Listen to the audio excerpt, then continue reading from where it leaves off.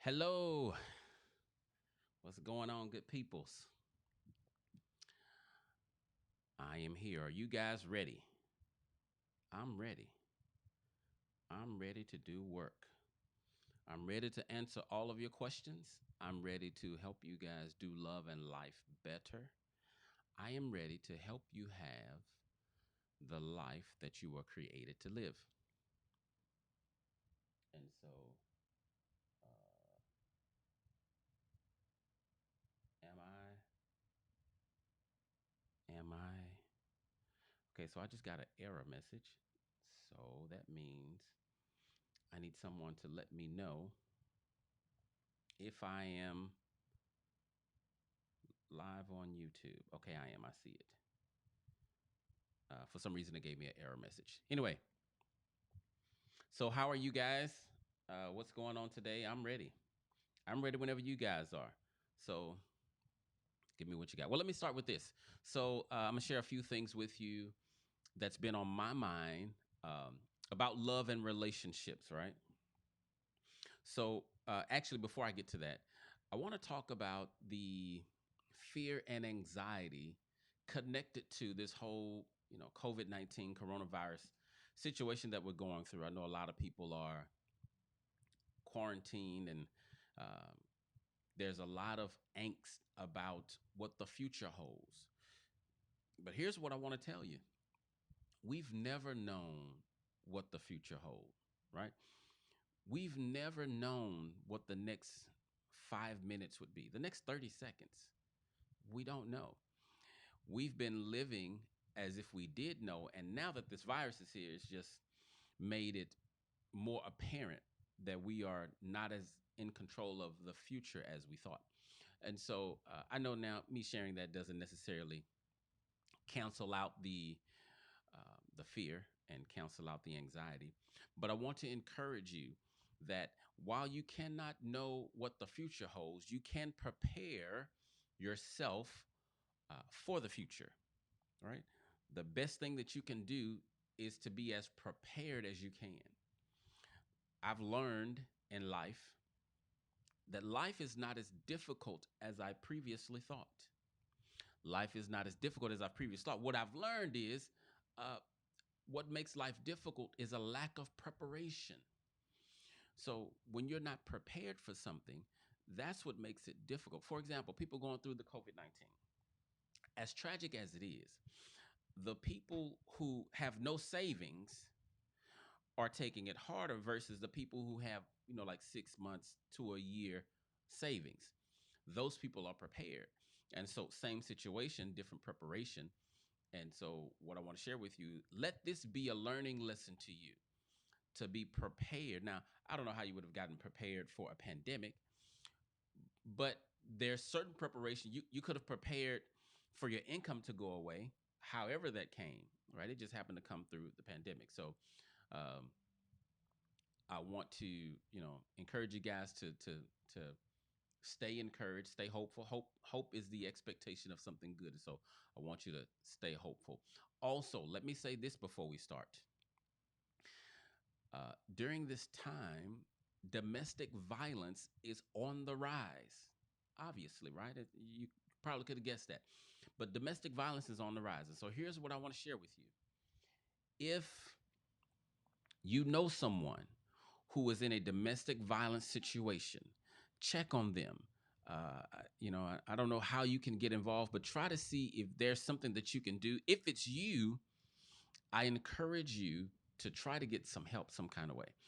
But at minimum, pray for those people because that has to be a tough situation to be locked in the house with your abuser. Okay. So I wanted to make sure I mentioned that. So let's go and see what we have over here. So I have Ms. Shanita. What's the difference between being vulnerable and being a victim? Very good question. Very good question. So so the two are actually not even, they're not really connected. But I'll tell you what both of them are, and then you'll see what I mean. So being vulnerable really is just about um, allowing, opening yourself up to be hurt.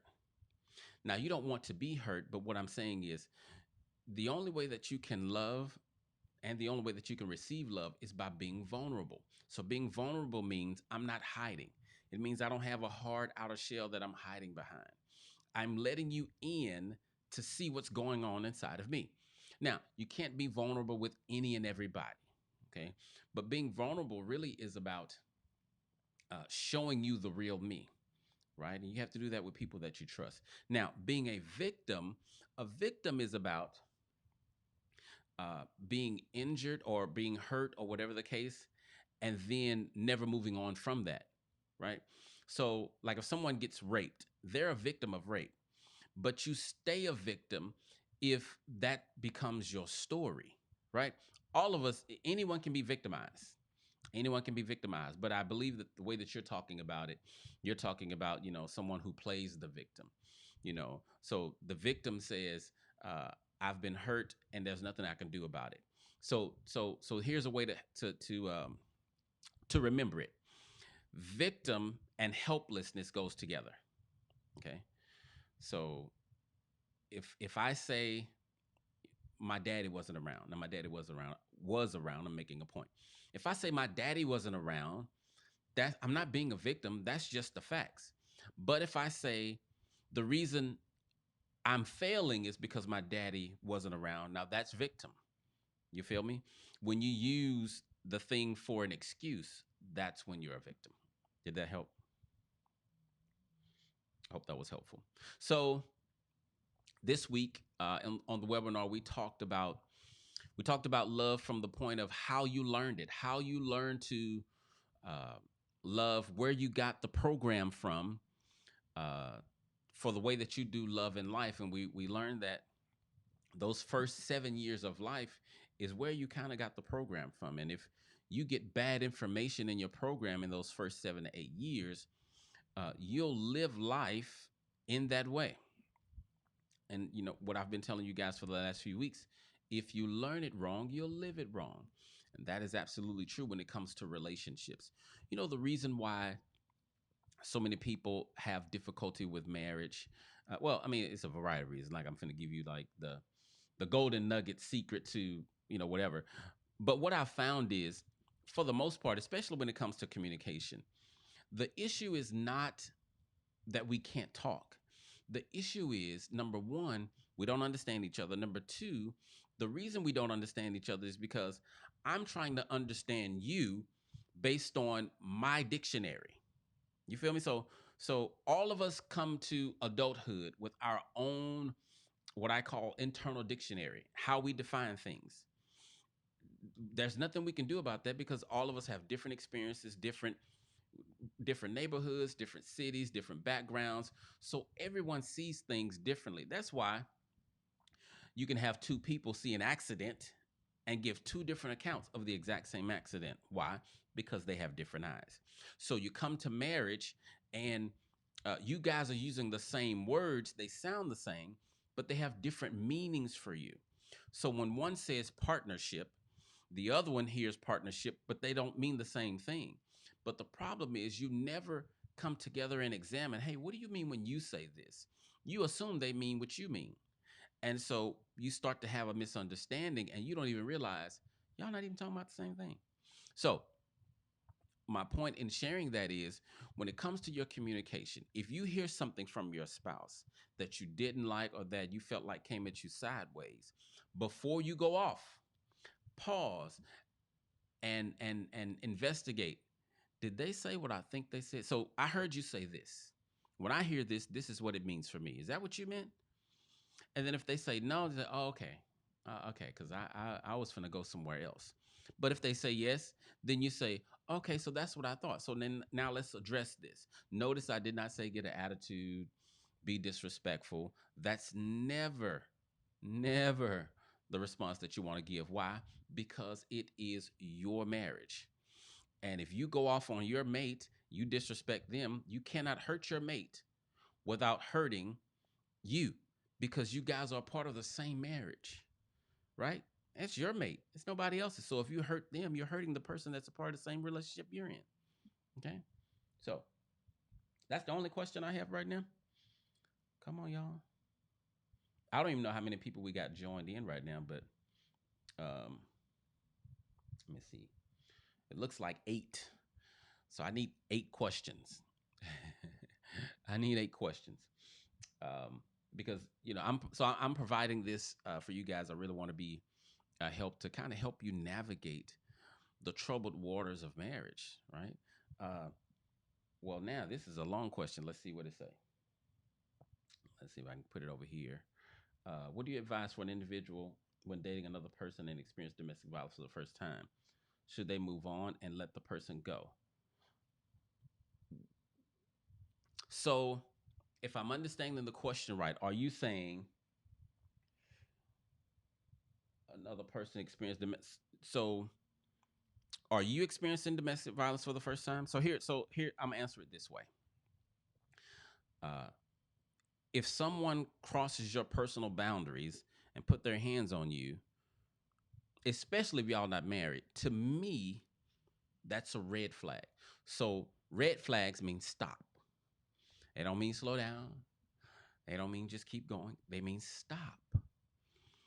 If you put your hands on me and we're not even married, more than likely we're not going to make it. However, maybe if I love you, maybe we can take some time apart and you can work on your issue before we try to be together. Because here's the thing. Here's the excuse that people like to use. In so many words, you made me do it. No one can make you do anything. Okay? No one can make you do anything. If you hit someone, if you slap someone, hey, here's the example I always use. If you slap me and I slap you back, I cannot say that the reason that I slapped you is because you slapped me. That is incorrect. And that's me uh, not taking responsibility. The real reason I slapped you is because of how I respond to being slapped. Ain't got a whole lot to do with you, right? So, in the same way, if someone is violent towards you, that's their stuff. That's not yours. You can be disrespectful. You could have been, you could have been out of line. That's the stuff you got to deal with. But how someone responds to you, that's their stuff. And what I'm always going to tell you is to be safe. Do not put yourself in harm's way. Too often, we think love is blind. Let me tell you something. Love is not blind. Okay, love is not blind. Sometimes you allow things that God would not even allow, and nobody loves like Him, right? So love is not blind. Love is eyes wide open. Love is based on data. Remember, I shared that last week. Love is based on data that you gather. And then love is based on a decision. I'm deciding to love you. I'm not handicapped into loving you, right? That's not love. That's called obsession. Obsession is dysfunctional. Obsession is primarily based on emotions. I can't live without you.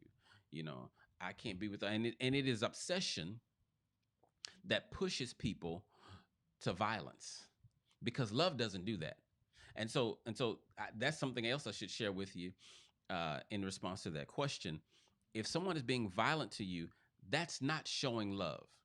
And so if you say you love me, but then you're being violent toward me, I have to question the extent of your love. Yeah, I got to question that. Let's see.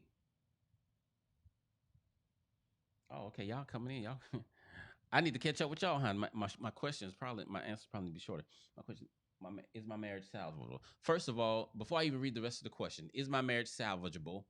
Yes, if you both want to save it. Well, how can I say that I haven't even read the rest of the question? Because if you want it, if you both want it, then you can have it. Now, whether or not it's hard work, that's a different story. But let me finish reading the question. I have to scroll back up. My husband and I have been together for 7 years. I will have been married for 2 years in May. I found out just last week that my husband has been cheating on me since February because he was unhappy. I accept my part in it because I was not being a good wife. Uh,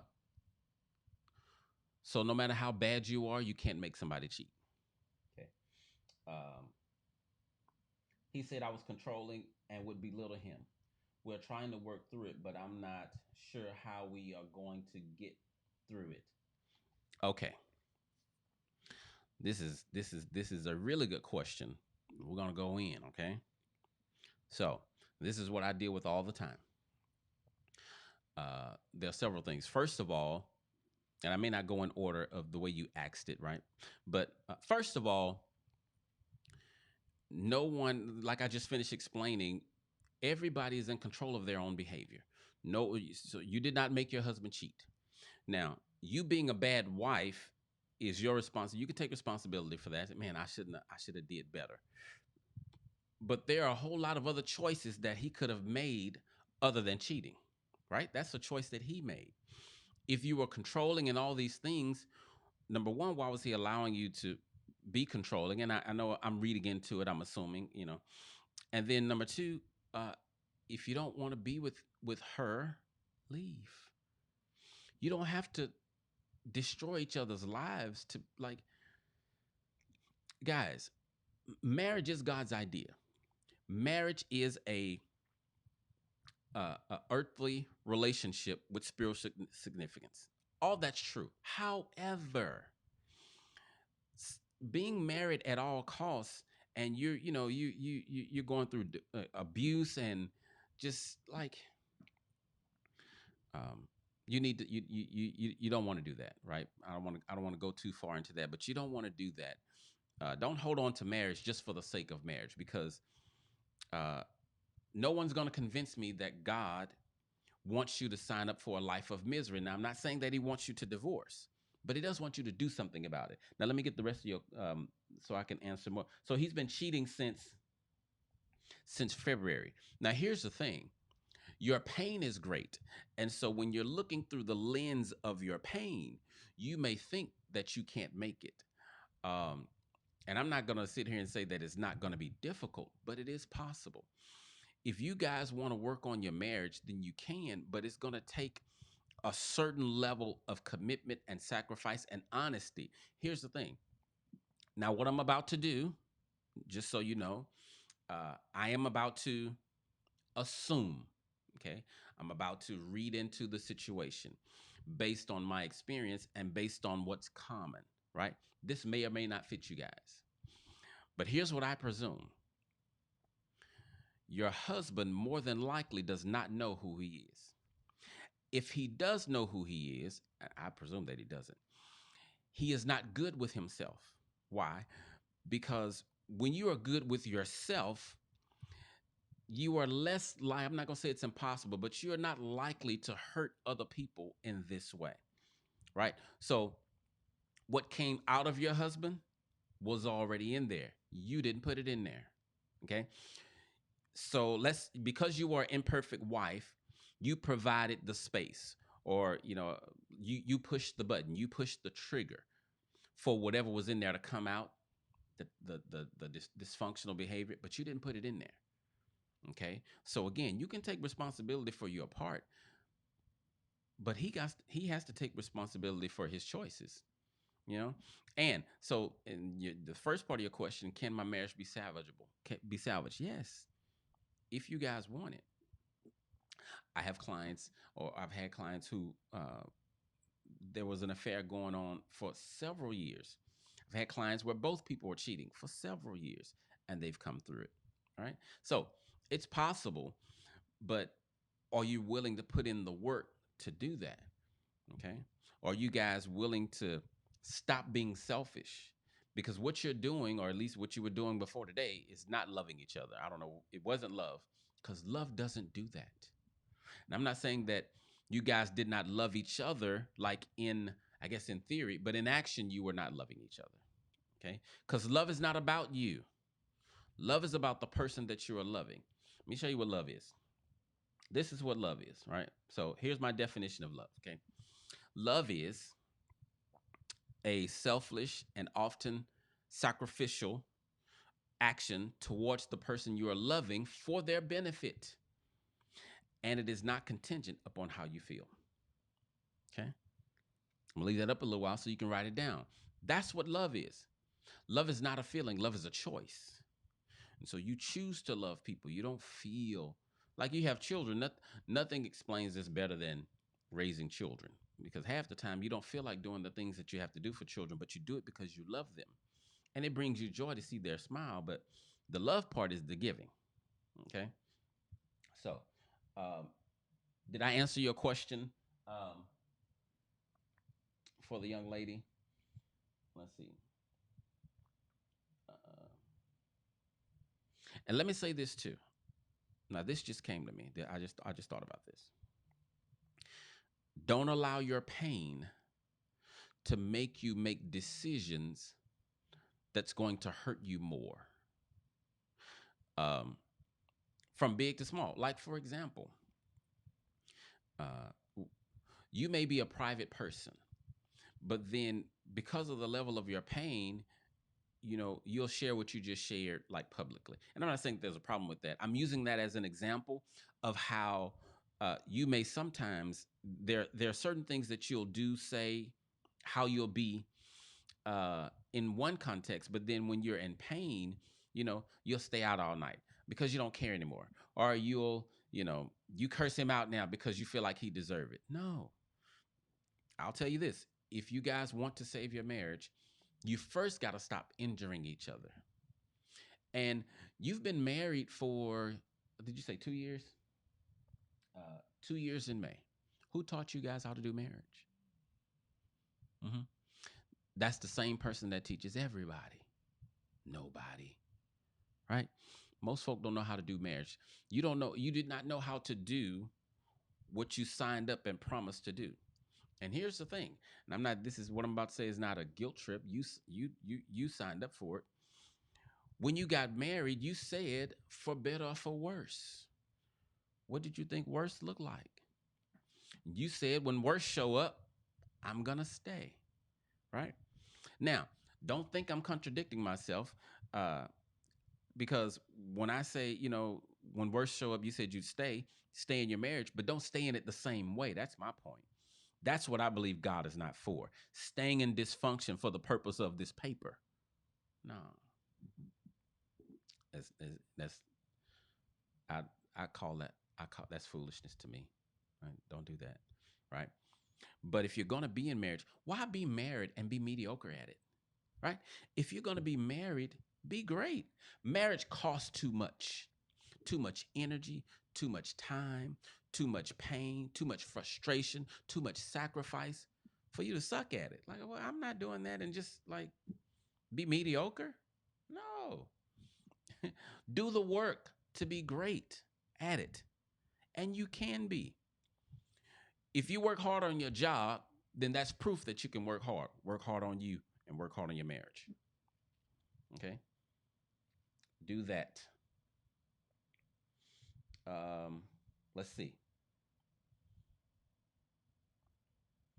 I'm gonna put this back. Did I, however, the man believes that marriage should come before the kids. However, to her, order doesn't matter. Oh, that's good. That's good. So here's the thing. um, Marriage and family are not the same thing, right? The family is the whole unit, right? The family is everybody. The marriage is just the husband and the wife. You feel me? You with me? Okay. Now, the family cannot support the weight of the marriage. When you focus on the family, the marriage starts to deteriorate. If the marriage fails, the whole system fails because the family cannot carry the weight of the marriage. However, if you focus on the marriage and make the marriage strong, the family will be okay by default. I'm not saying you have to do anything, but if the marriage is strong, the family will be okay. So the marriage has to be first. It has to be. If you guys don't make it, what are kids gonna grow up at? Who, where are they gonna get this marriage model that you guys neglected? Right? So then, If the husband and the wife is going to focus on the marriage, there's only one other person in the marriage, which is your spouse. So that means if I'm the husband, if I'm going to focus on the marriage, that means I'm going to focus on my wife. So if the wife is going to focus on her husband, then her primary focus, not only focus, but her primary focus is respect. That is her primary focus in her marriage. Not only focus, but her primary focus is respect of her husband. Okay. And the children and homework and chores and work and finances, all that stuff comes after that. Now, if the husband is going to focus on his marriage, thereby focusing on his wife, what does he focus on? Well, when we're growing up, here's what they teach us: grow up, get a good job, and provide. That's good advice, but it's not what she needs most. See, most men, we grow up to tie our identity to our job and money. And then society perpetuates this idea that the most important thing to a woman is finances. Let me help you. That is not true. Husbands, if you are going to focus on your marriage, your number one primary focus has to be her emotional security. That has to be your number one focus, her emotional security. If your wife is emotionally secure, if you've dealt with that issue, and when I say dealt with it, I don't mean like one time, like I should say, if you're handling that, your wife will live with you in a shack and help you build. Okay. But if your wife is emotionally insecure, you can put her in a mansion and it will not matter. She still will be she'll be unhappy, leave, or whatever the case, because it is the emotional security that she needs more than anything. And I'm not saying neglect all the other stuff. I'm just talking about what's most important. So the marriage does have to come first, because if the marriage is weak, that means the foundation is weak. You focus on the kids, marriage is gonna fall apart, and then the whole system will fail.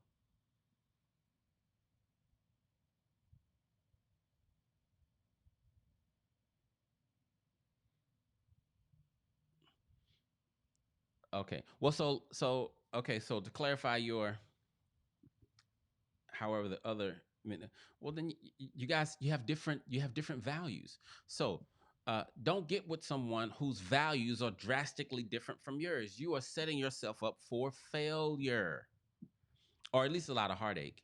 You have different values. Okay. So if somebody, and to me that sounds like a serious value. One person wants to have children after marriage. One person is wants to have children before marriage. Uh, you guys don't believe the same thing.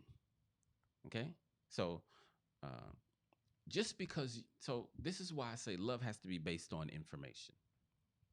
Don't get caught up in your feelings and how you feel. Oh, they make my heart flutter, and every time I see them, I get weak in the knees. Uh, those are not reasons to make life altering decisions. Okay, because that's not going to pay any bills. That's not going to hold you at night, right? What are their communication skills like? What are their people skills like? What's their level of shame that they're carrying from childhood, right? You know how easy it is for you to be weak in the knees? All you got to do is see something you like or hear something that you like. If you're used to being mistreated and then you meet someone who treats you well, you'll think, oh, this must be the one. No one has ever treated me like this. But he or she is only treating you normal. There are other folk that'll treat you normal. It's not even extraordinary. It's just normal. But you fail for it because you've never had that before. Be careful. Okay. Be careful. Set yourself up.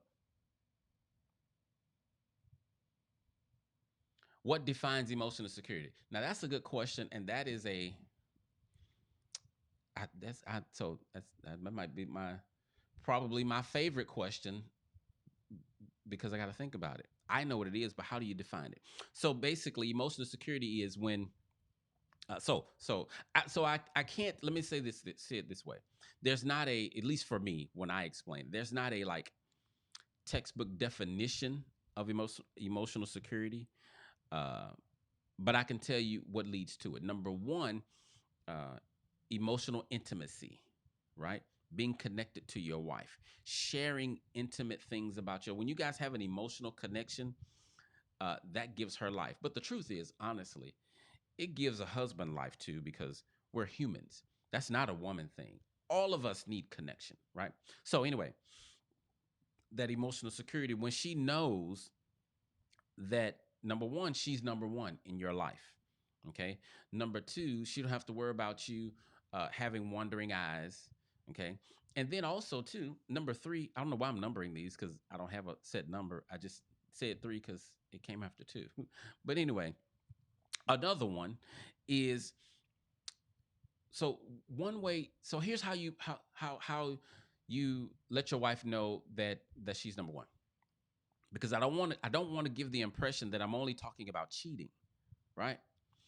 So your wife being number one means she has priority over everything in your life except for God, right? Obviously, that's but she has priority over everything. So if every weekend you're going to the gym to play basketball all day on Saturday, but she wants to go on a date, but you can't go on a date because you hoop all day, and then at night you're tired, she doesn't get a sense of her being first, right? That'll go into her emotional security bucket. Well, that'll go as a loss, I guess, you know.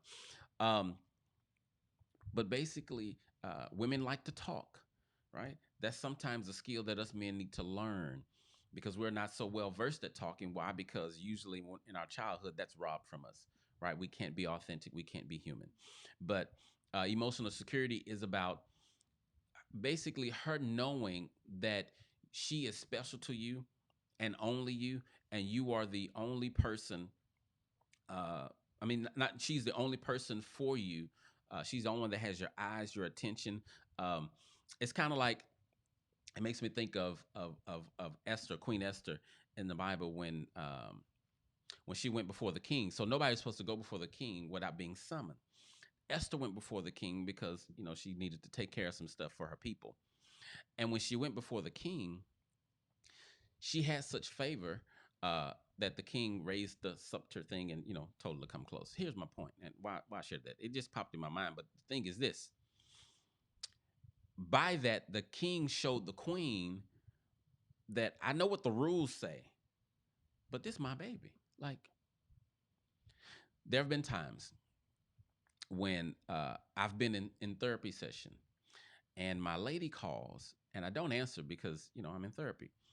But then if she calls back to back, I may tell my client, hold on, I need to make sure everything is good. Why? Because that's my number one priority, right? So that speaks to emotional security. And there's other things like I probably could talk for 30 minutes alone on things that feed into the emotional security, but ultimately things that help her feel like she's valued by you, and that if you had to choose her all over again, you would. That makes sense?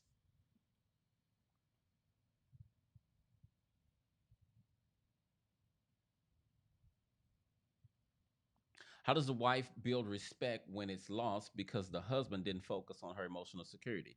That's good. So on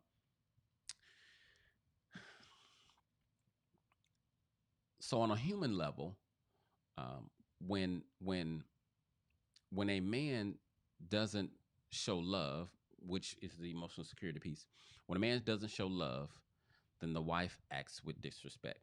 When she reacts with disrespect, then he responds unlovingly, right? Dr. Eggerichs calls that the crazy cycle.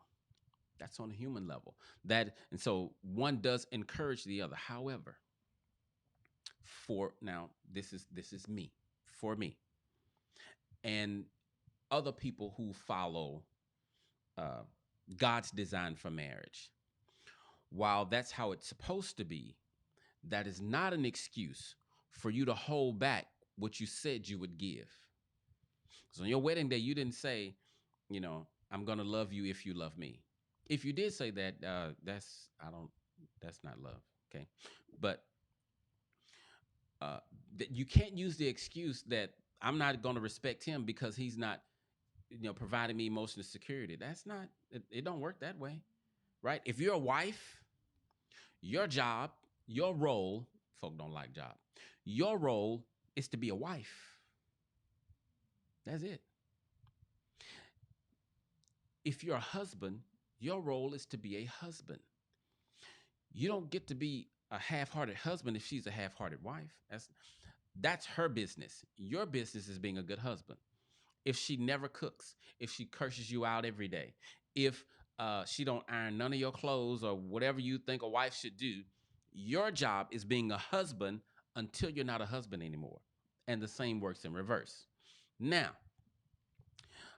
let's get on a practical level. So that's how it's supposed to be. But let's talk about practicality, right? Um, so love and respect both should be unconditional. So what do you have to do to deserve love?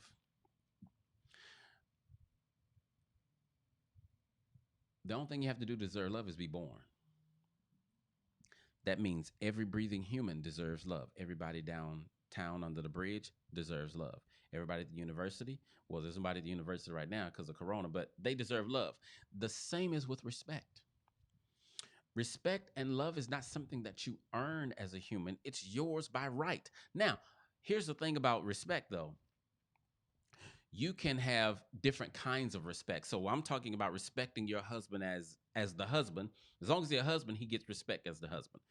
But you may not respect him as, a financial advisor if he sucks at money. Like you don't respect him to handle the money. You don't respect him to, do certain things. But as the husband, everything in the husband role, you respect him because that's what you signed up to do. Otherwise, your love is conditional and it's shaky. And who's to determine what's going to make you stop doing it? Like you chose, because I'm not emotionally secure. But the next woman, if that's the criteria, then the next woman, well, he didn't buy me a Louis, so I'm not gonna respect him. You can't do that. It won't. You can't do that. All right. Did I answer your question? I hope I did. Let's see. Uh, oh, I did not answer your question. Let me go back. You said, how does a wife build respect? My apologies. But all that stuff I said was good too. How do you build respect? Um,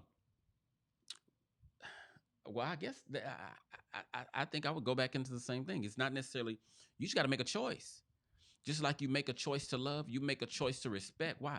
Because he's your husband. He's not perfect. You're not perfect.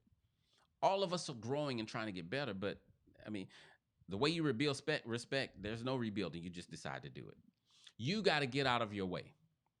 That's what I would say. Get out of your way and respect your husband. So let's see.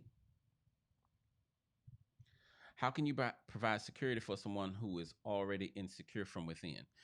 So that's not your job to provide that kind of security, right? So early on, when I first started this whole thing, I not today, but when I started the webinars and whatnot, I explained to you the difference between coaching and therapy, right? So therapy, someone who has insecurities inside, they need to go to therapy so that they can make right what's broken, so they can get back to normal, right? They can, because being secure is normal. And the example that I use, and this is not about being super spiritual, this example I'm about to use, it's just what I know, right? When Jesus performed miracles, he was restoring normalcy, right? It's like the man with the withered arm. He said, stretch out your arm, and the man stretched out his arm. Stretched out arms is normal. He didn't give the man an extra arm. When he healed blinded eyes, people can see. Seeing is normal. He didn't give them x-ray vision. They had normal vision, right? So when there's brokenness that you show up to adulthood with, usually from childhood, you have to go to therapy so that you can restore normalcy, so you can be normal. Then after that, the coaching piece is helping you know how to do relationships, how to do marriage, how to do whatever.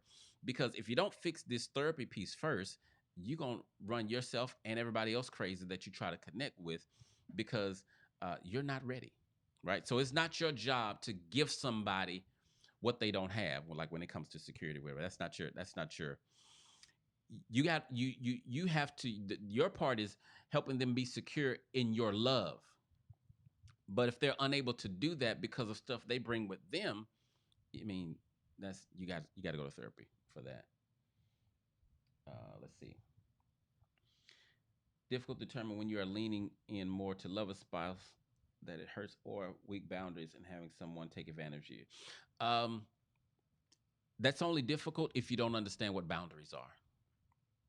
When you truly understand, if you do work with me, I'll help you understand what boundaries are. When you truly understand what boundaries are, then you'll understand uh, that boundaries and love go hand in hand. Okay. See, there are things that we put in the love basket that don't go in the love basket. It goes in the favor basket. But because you love them, you thinking that you're supposed to do this and it's favor. So love is not earned, but favor is. When you give favor that's not earned, then that's called grace. Okay.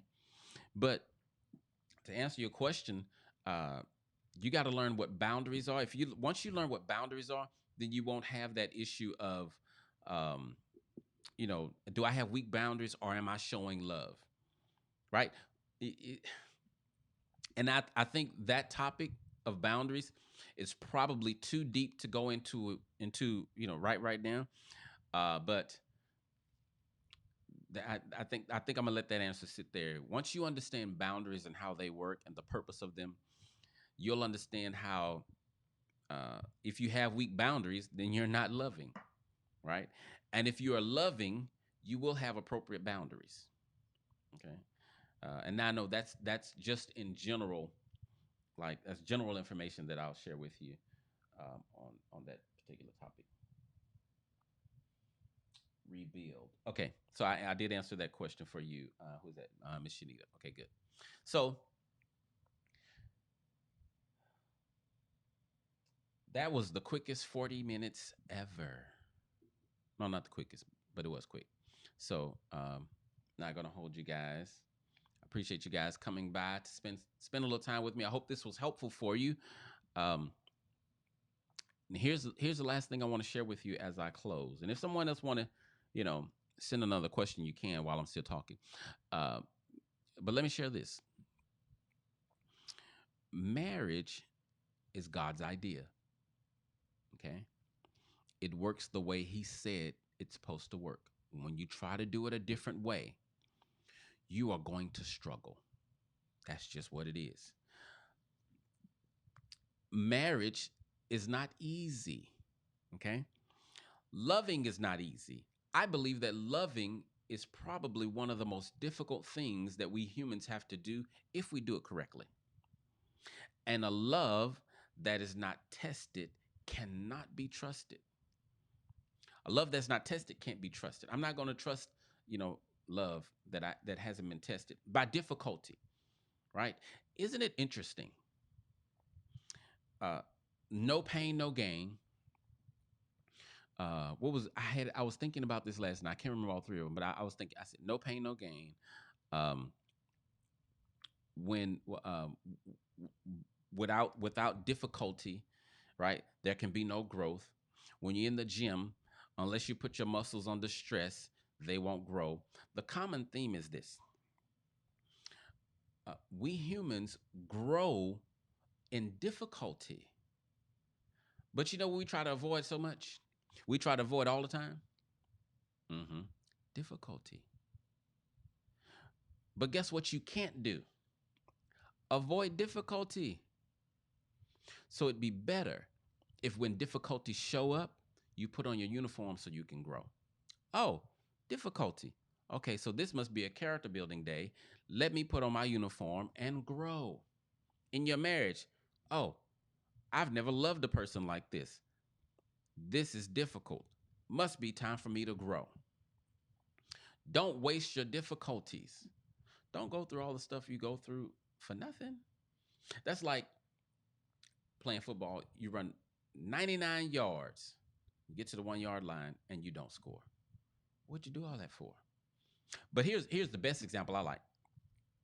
I like this. So a lot of folk, they want to do life on the sidelines. You can't. So life is going. So here's Life is going to happen regardless. Life is not good or bad. It's just life. It's going to happen to you. I'm not in the game of life. That's okay. It's going to come where you are. But here's my point. Don't get tackled on the sidelines. Like if you're going to get tackled anyway, at least be in the game. Get some yards. Move the chains. Don't just sit on the sideline. Don't get tackled in the bleachers. Come on, bro. For what? Don't do that. So, I hope you guys enjoy your weekend. I know they open back up the city, but your boy is not going out there. I'm gonna let y'all handle that. Y'all let me know how it is, because I'm not playing with the corona. Nope. And y'all pray for me. I'll pray for you, because it's serious out there. I'm not even sure why they would open up the city, say go back to doing whatever. I just think it's too soon. But I'm not the expert, right? I'm just in control of me, and I'm working from home still. So if anybody's out there that's new that wants to do therapy with me, you can, but it's going to be this way, right? Via video, you know. But you still get my same mind, my same whatever. You just don't get to come to the office and us potentially, poison each other.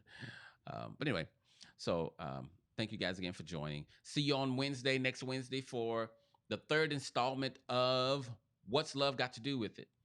This time we're going to be talking about putting everything together and becoming a better lover, right? You don't want to miss it. If you haven't signed up, I didn't get a chance to create this slide, but go to cliftonbrantley.com and sign up for the webinar if you haven't signed up already. All right. You guys take it easy. I love you, and I will talk to you next time.